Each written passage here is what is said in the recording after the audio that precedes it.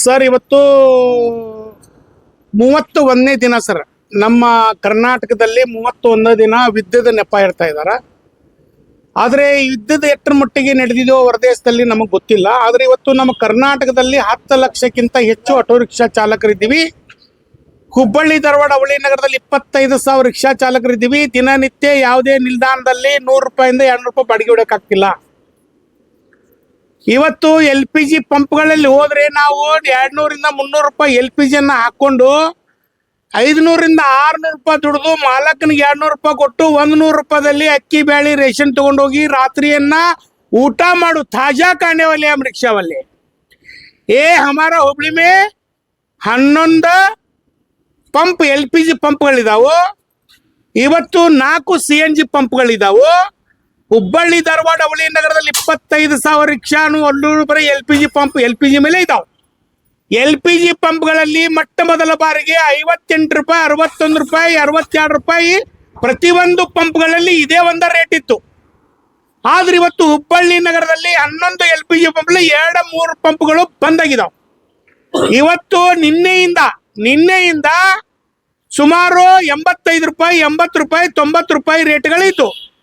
ಕೆಲವೊಂದು ಕಡೆ 100 ರೂಪಾಯಿ ಇದ್ದು. ಇವತ್ತು ಬೆಳಗ್ಗೆ ಏಪ್ರಿಲ್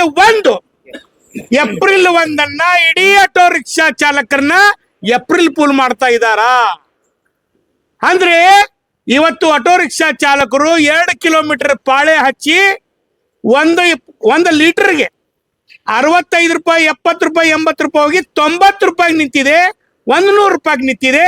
ಇವತ್ತು ನಾನು ಮನವಿ ಮಾಡ್ತಾ ಇದ್ದೀನಿ. ಈಗಾಗಲೇ ಮಾನ್ಯ ಜಿಲ್ಲಾಧಿಕಾರಿಗಳು ಕೂಡ ಮನವಿ ಕೊಟ್ಟಿದ್ದೀನಿ. ಮುಂದುವರುವಂತ ದಿನದಲ್ಲಿ ಇವತ್ತು ನಾಳೆ 2 ದಿನ ಬಿಟ್ಟು ನಾವು ಮಾನ್ಯ ಜಿಲ್ಲಾಧಿಕಾರಿಗಳಿಗೆ ನಾವು ದೂರವಾಣಿ ಸಂಪರ್ಕ ಮಾಡಿದ್ದೇವೆ. ಇವತ್ತು ನಮ್ಮ ಪೊಲೀಸ್ ಆಯುಕ್ತರು ಸಾಹೇಬರಿಗೆ ನಾವು ಭೇಟಿ ಆಗ್ತೇವೆ. ಆಹಾರ ಇಲಾಖೆಗೆ ಮುತ್ತಿಗೆ ಹಾಕಿ ಪ್ರತಿಭಟನೆ ಮಾಡ್ತೇವೆ. ಇದೇ ತರ ಆಟೋ ರಿಕ್ಷಾ ಚಾಲಕರು ಬೆಳಗಿಂದ ರಾತ್ರಿವರೆಗೆ 20 ರೂಪಾಯಿ ಸೀಟ್ ಕೊಡ್ರಿ ಅಂದ್ರ 10 ರೂಪಾಯಿ ಕೊಡ್ತೀವಿ ಬರೋನು ಬೇಡುವಂತ ಪರಿಸ್ಥಿತಿ ನಿರ್ಮಾಣ ಆಗೈತೆ. ತಕ್ಷಣ ಸಂಬಂಧಪಟ್ಟ ಇಲಾಖೆ ಎಲ್ಲ LPG ಪಂಪ್ಗಳ ಮೇಲೆ ಕೂಡಲೇ ಕ್ರಮ ತಗೋಬೇಕು. ಕ್ರಮ ತಗೊಳ್ದಿದ್ರೆ ಹುಬ್ಬಳ್ಳಿ ಧಾರವಾಡದಷ್ಟೇ ಅಲ್ಲ ಅಖಂಡ ಕರ್ನಾಟಕದಲ್ಲಿ ಆಟೋ ರಿಕ್ಷಾಗಳ ಬಂದ್ ಕೋರ ಕೊಟ್ಟು ಉಗ್ರ ಹೋರಾಟ ಮಾಡ್ತೇವೆ. ಮಾನ್ಯ ಸಾರಿಗೆ ಸಚಿವರು ಇರ್ಬೋದು, ಮಾನ್ಯ ಉಸ್ತುವಾರಿ ಮಿನಿಸ್ಟರ್ ಇರ್ಬೋದು, ಇವತ್ತು ಗೃಹ ಖಾತೆ ಸಚಿವರು ಇರ್ಬೋದು, ಪ್ರತಿಯೊಬ್ಬ ಅಧಿಕಾರಿಗಳು ಇದ್ರ ಮೇಲೆ ಗಮನ ಹರಿಸಬೇಕು. ವಿಶೇಷವಾಗಿ ನಮ್ಮ ಮುನಿಯಪ್ಪ ಸಾಹೇಬ್ರು ಹೇಳ್ತಿದ್ದಾರೆ, ಎಲ್ಲಿ ಆಹಾರ ಬಗ್ಗೆ ಆಗ್ಲಿ LPGಗಳಾಗ್ಲಿ ಮನೆ ಸಿಲಿಂಡರ್ ಆಗ್ಲಿ ಅಂಗಡಿ ಸಿಲಿಂಡರ್ಗಳಾಗ್ಲಿ ಯಾವುದೇ ರೀತಿ ಕೊರತೆ ಇಲ್ಲ ಅಂತ ನಾನು ಹೇಳ್ತಿದ್ದಾರೆ. ಮುನಿಯಪ್ಪ ಸಾಹೇಬರಿಗೆ ನಾನು ಇಡೀ ಉತ್ತರ ಕರ್ನಾಟಕ ಆಟೋ ರಿಕ್ಷಾ ಮನವಿ ಮಾಡ್ತೇನೆ. ಮನೆಗಿಂತ ಅವಶ್ಯಕತೆ ಇರುವುದು ಸಾರ್ವಜನಿಕರನ್ನ ಸೇವೆಯಲ್ಲಿ ಇರುವಂತ ಆಟೋಗಳು.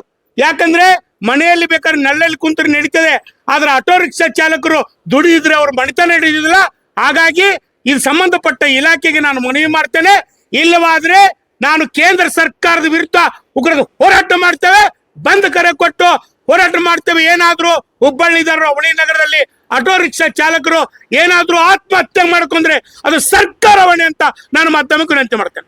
ಸರ್, ಈಗ ಕೆಲವು ಆಟೋ ರಿಕ್ಷಾ ಚಾಲಕರು ಬ್ಯಾಂಕಿನಲ್ಲಿ ಸಾಲ ತಗೊಂಡು ಆಟೋ ತಗೊಂಡಿರ್ತಾರೆ. ಈಗ ಇದೋ ರೀತಿ ಗ್ಯಾಸ್ ಬೆಲೆ ಜಾಸ್ತಿ ಏರಿದ್ರೆ ಮುಂದೆ ಅವ್ರದ್ದು ಪರಿಸ್ಥಿತಿ ಏನಾಗ್ತದೆ? ಇದು ಯಾವ ರೀತಿ? ಸರ್ಕಾರ ಇವತ್ತು ಹಿಂದೆ 2019ರಲ್ಲಿ ಏನು ಕೊರೋನಾ ಬಂದ ಸಂದರ್ಭದಲ್ಲಿ ಇವತ್ತು ಬ್ಯಾಂಕ್ಗಳಿಗೆ ಬ್ರೇಕ್ ಹಾಕಿತ್ತು ಸರ್ಕಾರ.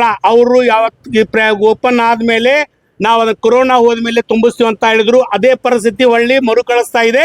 ಈಗಾಗಲೇ ನಮ್ಮ ಮೆಚ್ಚಿನ ಪ್ರಧಾನಮಂತ್ರಿಗಳು ಕೂಡ ಹೇಳಿದ್ದಾರೆ, ಮುಂದೆ ಬರುವಂತ ದಿನದಲ್ಲಿ ಮತ್ತೆ ಕೊರೋನಾ ಆಗ್ತದ, ಎಚ್ಚರಾಗಿರ್ರಿ ಸಾರ್ವಜನಿಕರಂತ ಕೂಡ ಹೇಳಿದ್ದಾರೆ.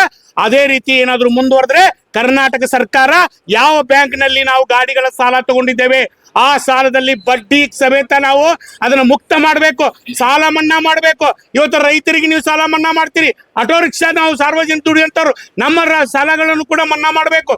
ಅದೇ ತರ ಆದ್ರಿಲ್ಲ ಇಡೀ ಉತ್ತರ ಕರ್ನಾಟಕದಷ್ಟೇ ಅಲ್ಲ ಅಖಂಡ ಕರ್ನಾಟಕದಲ್ಲಿ ಹಗಲು ರಾತ್ರಿ ದುಡಿಯುವಂತ ಆಟೋ ರಿಕ್ಷಾ ಚಾಲಕರಿಗೆ ಪ್ರತಿಯೊಂದು ಮಂಡಿಗಳಿಗೆ ಕಿಟ್ ನೀಡಬೇಕು. ಕಿಟ್ ಕೊಡದೇ ಇದ್ರೆ ನಾವು ಆಟೋ ರಿಕ್ಷಾಗಳನ್ನ ಈ ಎಲ್ಲ ಒಂದ್ ಕಡೆ ನಿಲ್ಸಿ ನಾವು ಸರ್ಕಾರದ ಮುಂದೆ ಕುಲ್ಲಿಸ್ತೇವೆ. ನಮಗೆ ಊಟ ಆಗ್ಬೇಕು, ನಮ್ಮ ಹೆಂಡತಿ ಮಕ್ಕಳಿಗೆ ಊಟ ಆಗ್ಬೇಕು, ನಮ್ಮ ಮಕ್ಕಳಿಗೆ ಎಜುಕೇಶನ್ ಕೊಡಿಸ್ಬೇಕು. ನಮಗೆ ಊಟ ಹಾಕಿದ್ರೆ ಸಾಕು, ನೀವೇನ್ ಕೆಲಸ ಐತ್ರಿ ಆ ಕೆಲಸ ಮಾಡ್ಲಿಕ್ಕೆ ರೆಡಿ ಇದ್ದೇವೆ. ಇದನ್ನ ಮನವಿ ಮಾಡ್ತಾ ಇದ್ದೀನಿ. ಮನವಿ ಅಂತಾರ ತಿಳ್ಕೊರಿ. ಹೋರಾಟ ಅಂತ ತಿಳ್ಕೊರಿ. ನಾವೇನಾದ್ರೂ ನೀವು ಸರ್ಕಾರಗಳು ಎರಡು ಸರ್ಕಾರಗಳು ಬಗ್ದಿದ್ರೆ ನಾವು ಖಂಡಿತ ಕೂಡ ಆಟೋ ರಿಕ್ಷಾ ಚಾಲಕರ ಕುಟುಂಬಕ್ಕೆ ಏನಾದ್ರೂ ಹಾನಿ ಆದ್ರೆ ಸಂಬಂಧಪಟ್ಟ ಇಲಾಖೆದಲ್ಲಿ ಆಟೋ ರಿಕ್ಷಾ ಚಾಲಕರ ಹೆಣ ಇಟ್ಟು ಪ್ರತಿಭಟನೆ ಮಾಡಿ ಸರ್ಕಾರನ ಅಲ್ಲೋಲಕಲ್ಲ ಮಾಡೋ ಪರಿಸ್ಥಿತಿ ಆಗ್ತೈತೆ ಮತ್ತೊಮ್ಮೆ ವಿನಂತಿ ಮಾಡ್ತೇನೆ. ಸರ್, ಹುಬ್ಬಳ್ಳಿ ನಗರದಲ್ಲಿ 11ರಿಂದ 12 LPG ಪಂಪ್ಗಳಿದ್ದಾವೆ. ಇವತ್ತು 31 ದಿನಗಳ ಯುದ್ಧದ ನೆಪ ಹೇಳ್ಕೊಂಡು ಬರ್ತಿದ್ದಾರೆ. ಇವತ್ತು ಏನ್ ಮಾಡ್ತಿದ್ದಾರೆ, ಸುಮಾರು 20-30 ದಿನದ ಹಿಂದಿರುವಂತ ಸ್ಟಾಕ್ ಅನ್ನ ಇಟ್ಕೊಂಡು ನಮ್ಮ ಕಡೆ ಖಾಲಿಯಾಗಿದೆ ಅಂತ ಮಾತು ಹೇಳ್ತಿದ್ದಾರೆ ಕೆಲವೊಂದು ಪಂಪ್ನಲ್ಲಿ. ಆ ತರ ಆಟೋ ರಿಕ್ಷಾ ಚಾಲಕರ ಜೂಜಾಟ ತರ ಆಡಿದ್ರೆ ನಾವು ಬಿಡೋದಿಲ್ಲ. ಯಾಕಂದ್ರೆ ಇವತ್ತು 68 ರೂಪಾಯಿ 50 ರೂಪಾಯಿ 68 ರೂಪಾಯಿ 58 ರೂಪಾಯಿ ಹೋಗಿ 65 ರೂಪಾಯಿ ಬಂದಿತ್ತು. ಇವತ್ತೇನ್ ಮಾಡ್ತಿದ್ದಾರೆ, ಅದೇ ಸ್ಟಾಕ್ ಅಂದ್ರೆ ಇವತ್ತು 500 ಲೀಟರ್ 600 ಲೀಟರ್ ಇರಂಗಿಲ್ಲ, ಅದು 2,000 ಲೀಟರ್ ಗಟ್ಲೆ ಇರ್ತದೆ. 2,000 ಲೀಟರ್ಗೆ 1 ಲೀಟರ್ಗೆ 20 ರೂಪಾಯಿ ಜಾಸ್ತಿ ಮಾಡಿದ್ರೆ ಕೋಟಿ ಗಟ್ಲೆ ದುಡ್ಡು ಆಗುತ್ತೆ. ಆ ದುಡ್ಡನ್ನ ಹೊಡಿಗೋಸ್ಕರ ಕೆಲವೊಂದು ಪಂಪ್ಗಳಲ್ಲಿ ನಮ್ಮ ಆಟೋ ರಿಕ್ಷಾ ಚಾಲಕರ ಮೇಲೆ ಗೂಬೆ ಕುಂದ್ರಿಸೋ ಕೆಲಸ ಮಾಡ್ತಿದ್ದಾರೆ.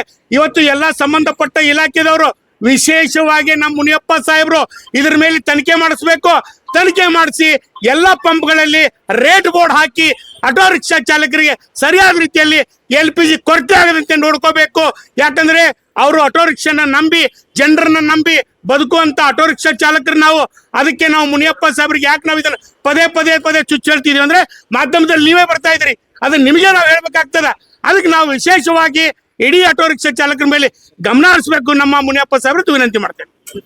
ಸಮಸ್ಯೆ ಬಗ್ಗೆ ಗ್ಯಾಸ್ ಏನಂತ ಸಮಸ್ಯೆ ಸರ್, ಅವ್ರು ಇವತ್ತು ಏನ್ ಹೇಳ್ತಿದಾರ ಅಂತಂದ್ರೆ, ಇವತ್ತು ಸ್ಟಾಕ್ ಇಲ್ಲ, ನಾವು ದುಡ್ಡು ಕಟ್ಟಿದೀವಿ, ಬರ್ತಾ ಇಲ್ಲ, ಅಲ್ಲಿ ಯುದ್ಧ ನಡೆದಿದೆ, ನಾವು ಬುಕ್ ಆಗಿ ಮಾಡಿದ್ರು ಕೂಡ ನಮ್ಮ ಕಡೆ LPG ಬಂದಿಲ್ಲ ಅನ್ನುವಂತ ಮಾತು ಹೇಳ್ತಿದಾರ. ಅದಕ್ಕೆ ಇವತ್ತು ನೀವು ಪೆಟ್ರೋಲ್ ಡೀಸೆಲ್ ಮೇಲೆ ಹೆಚ್ಚಿಗೆ ರೊಕ್ಕ ಮಾಡಿಲ್ಲ, LPG ಮೇಲೆ ಯಾಕೆ ಹೆಚ್ಚಿಗೆ ರೊಕ್ಕ ಮಾಡಿದ್ರಿ? ದೇಶದಾದಂತ LPG ಮೇಲೆ ಓಡುವಂತ ವಾಹನಗಳಿದ್ದಾವಲ್ಲ, ಅದಕ್ಕೆ ಹೆಚ್ಚಿಗೆ ಮಾಡಿದ್ರಿ. ಅದೇ ನೀವು ಡೀಸೆಲ್ ಮೇಲೆ ಮಾಡ್ರಿ, ಪೆಟ್ರೋಲ್ ಮೇಲೆ ಮಾಡ್ರಿ, ಯಾಕೆ ಮಾಡ್ತಿಲ್ಲ ನೀವು? ಅವು ಯಾಕಂದ್ರೆ ಆ ಗಾಡಿಗಳು ಓಡಿರೋ ಕಡಿಮೆ ಇದಾವೆ.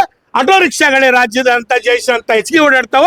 ಇದ್ರ ಮೇಲೆ ಹೊರೆ ಹಾಕ್ಬಿಡೋನು ಅಂತ ಕೇಂದ್ರ ಮತ್ತು ರಾಜ್ಯ ಸರ್ಕಾರ ಸಂಬಂಧಪಟ್ಟ ಇಲಾಖೆದವರು ಇದ್ರ ಬಗ್ಗೆ ಒಳ ಒಪ್ಪಂದ ಮಾಡಿಕೊಂಡು ನಮ್ಮ ಮೇಲೆ ಹಣ ವಸೂಲಿ ಮಾಡ್ತಾ ಕೆಲಸ ಮಾಡ್ತಿದಾರೆ ಅಂತ ನಾವು ವಿನಂತಿ ಮಾಡ್ತಾರೆ. ಸರಿ, ಸರ್ಕಾರದವರು ರೇಟ್ ಬೆಳೆ ಕಡಿಮೆ ಮಾಡಬಹುದಾ ಅಂತಾರೆ, ಅಥವಾ ಮಾಡಲಿಲ್ಲ ಅಂತಂದ್ರೆ ಮುಂದೆ ಏನ್ ಮಾಡ್ಬೋದು? ಸರ್, ಇವತ್ತು ಕೇಂದ್ರ ಮತ್ತು ರಾಜ್ಯ ಸರ್ಕಾರದವರು ಏನಾದ್ರೂ ನಾವೇನ್ ಕೇಳ್ತಾ ಇದ್ದೀವಿ, ವಿದ್ದನ್ನ ಇಟ್ಟುಕೊಂಡು ನೀವೇನು ಹೆಚ್ಚಿಗೆ ಮಾಡ್ತಾ ಇದ್ದೀರಿ, ಅದಕ್ಕೆ ನಾನು ವಿನಂತಿ ಏನ್ ಮಾಡ್ತಾ ಇದ್ದೀನಿ, ನೀವೇನಾದ್ರೂ ರೇಟನ್ನ ಒಂದು ರೇಟ್ ಬೋರ್ಡ್ ಹಾಕ್ಬೇಕು, ಒಂದು ಸರಿಯಾದ ರೀತಿ LPG ಪೂರೈಕೆ ಮಾಡ್ಬೇಕು. 2 ನೀವು ಇವನು 2 ಮಾಡದಿದ್ರೆ ಇಡೀ ಕರ್ನಾಟಕದಾದ್ಯಂತ ಎಲ್ಲಾ ಆಟೋ ರಿಕ್ಷಾ ಚಾಲಕರು ಅಷ್ಟೇ ಅಲ್ಲ, ಚಾಲಕರ ಹೆಂಡತಿ, ಚಾಲಕರ ತಾಯಿ ತಂದಿ, ಚಾಲಕರ ಮಕ್ಕಳು, ನಾವು ಸರ್ಕಾರದ ಮುಂದೆ ಕುಂದಿರ್ತೇವೆ, ಆಟೋಗಳ ಸರ್ಕಾರದ ಕಚೇರಿಗಳ ಮುಂದೆ ಹಚ್ತೇವೆ. ನಮಗೆ ಊಟ ಕೊಡ್ರಿ, ನಮ್ಮ ಮಕ್ಕಳಿಗೆ ಎಜುಕೇಶನ್ ಕೊಡ್ರಿ, ಸಾಕು. ಈ ವಿಡಿಯೋ ಈ ಮಾಹಿತಿ ನಿಮ್ಗೆ ಇಷ್ಟವಾಗಿದ್ರೆ ಲೈಕ್ ಮಾಡಿ, ಶೇರ್ ಮಾಡಿ. ಇನ್ನು ಹೆಚ್ಚಿನ ಮಾಹಿತಿಗಾಗಿ ನಮ್ಮ ಚಾನೆಲ್ಗೆ ಸಬ್ಸ್ಕ್ರೈಬ್ ಆಗಿ. Thanks for watching.